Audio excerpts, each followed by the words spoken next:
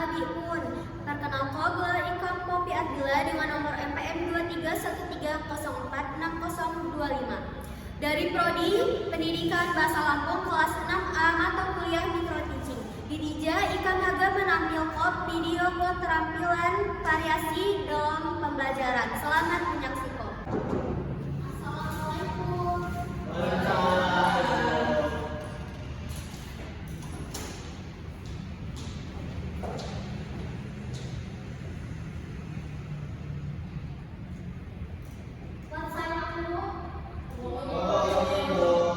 Ibu absen Pak Ibu? Aulia, Adit, Reja, Dea, Adit Ibu, Mutia, alhamdulillah Ibu masih ingin. Nah, sebelum pelajaran dimulai, ketua kelas ini siapkan yuk. Selamat siap. Selamat mulai pelajaran hari ini.